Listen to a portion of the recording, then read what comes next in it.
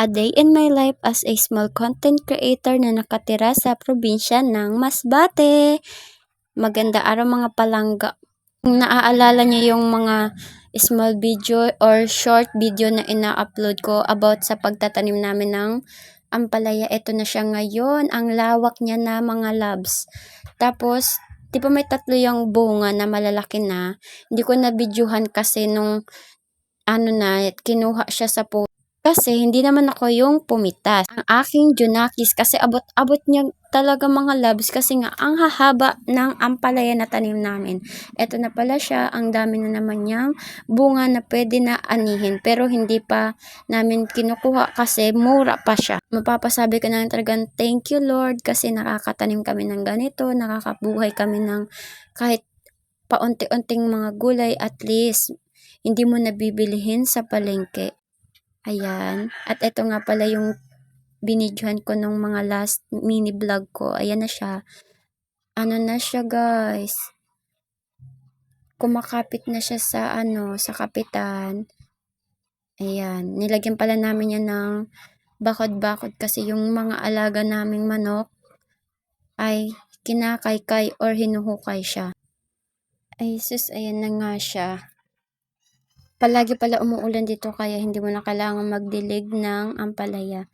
Ayan nga, at nilagay ko na doon kasi sabi ni Papa, yung mga ganyang baging dapat nilalagay sa kapitan nila para dun sila kakapit at para mamunga. At tama nga talaga.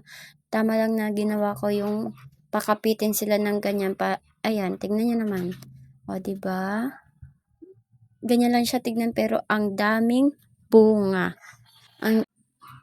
Sabi ko nga bibidyohan ko kasi di ko na kayo na-update nung pinitas yung malalaking bunga ng ampalaya. Sabi ko, di ba, i-update ko kayo kung pipitasin ko na. Ayan nga pala yung pilipog, kung natatandaan nyo, kung nanonood talaga kayo ng mga mini vlogs ko. Ayan yung mga pilipog na sili, guys.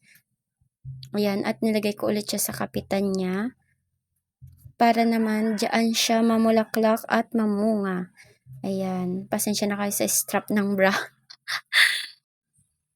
Sabi ko hindi na ako nakaka-update masyado sa aking channel kaya naisipan ko ito muna yung i-content ko. Tapos ayan, medyo tabingin na pala yung puno niya, yung kinakapitan niya. Ayan ulit yung ating ampalaya.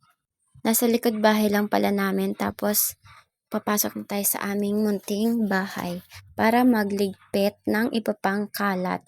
Yan nga pala yung natanggap ko ng Valentine's Day mga loves. Ayan. Mini bouquet tapos malaking bouquet. Diba, appreciate mo na yung ganyan. Kasi galing yan sa pinagpawisan ng ating mga mister, mga minamahal sa buhay. Tapos flex ko lang yung mga mini design ko sa aking mini house. At ayan yung kwarto namin. Ano lang, cute lang.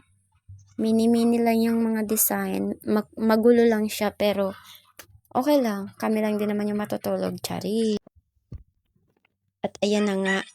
Nilagay ko muna yung camera at binaba ko yung aming cortina. Magpapalit nga pala ako mamaya ng cortina mga loves.